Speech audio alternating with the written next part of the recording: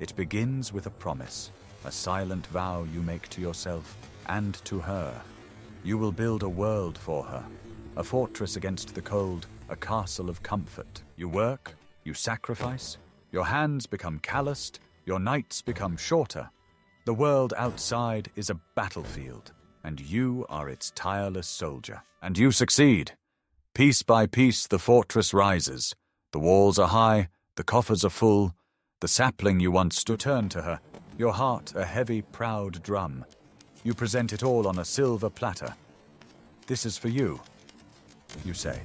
We are safe now. But her eyes, they are not filled with gratitude. They are not filled with joy.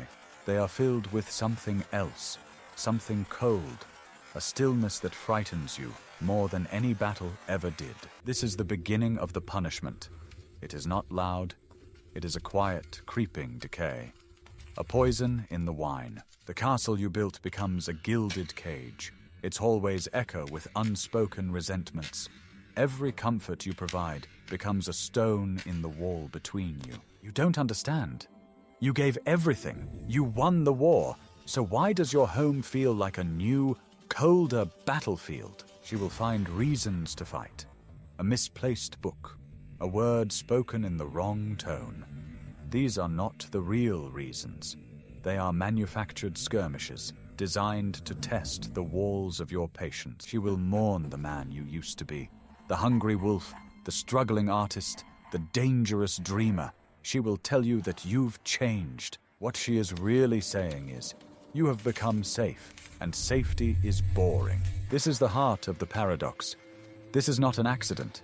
This is psychology, written in the oldest ink. Female attraction is a complex symphony, and you have been playing only one note, the note of provision, the note of stability. This note is essential. It builds the foundation, but a foundation is not a home. A foundation is not a fire. It is just ground. Primal attraction, the kind that inspired her to join you when you had nothing, is not drawn to safety.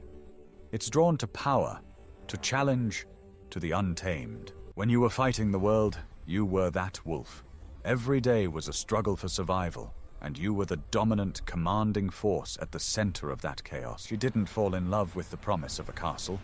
She fell in love with the dragon slayer who could build it. But once the dragon is slain and the castle is built, what is the dragon slayer's purpose? He becomes a king, a manager, an administrator of comfort. The wolf becomes a dog, a well-fed, loyal, predictable dog. And no woman, deep in her primal core, wants to mate with a pet. So she punishes you, not out of conscious malice. It is a subconscious, desperate act. She is trying to provoke the wolf. She is rattling the cage, hoping to hear a roar instead of a whimper. Her disrespect, her nagging, her emotional distance. It is all a test, a series of escalating provocations. Are you still a king? She is asking. Or are you just the keeper of my museum? Here's the truth you've been avoiding. She doesn't resent your success. She resents the man you became to achieve it. A man who is predictable, accommodating, and neutered. She misses the tension, the polarity, the dance of masculine and feminine energy. By providing everything, you have accidentally eliminated the struggle. And in a world without struggle, there is no adventure. Consider the architect, a man named Julian. He was brilliant. He designed not only buildings, but his entire life with meticulous, cold precision. His partner, Ilara, was his muse. He promised her a life as perfect as his designs. A house where the sun would hit her favorite chair at the perfect time. A life free of sharp corners and unexpected turns. And he delivered.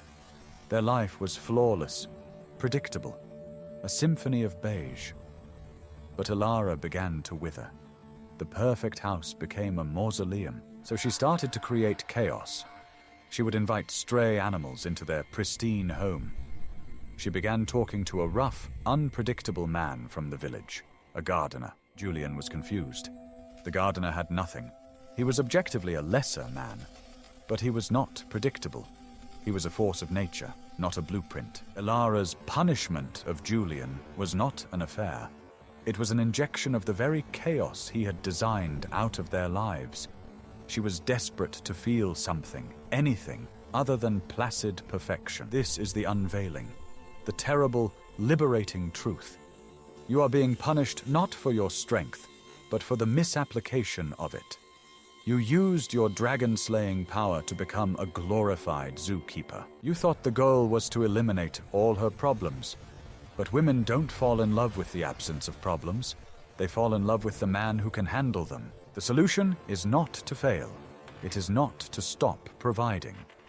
That is the answer of a child who breaks his toys because he doesn't know how to play with them. The solution is to reintegrate the wolf, to be both the king and the warrior, to be the master of the castle, but also the master of the wild forest that surrounds it. You must have a purpose beyond her, a mission that is your own. Your success must be a byproduct of your mission, not the mission itself.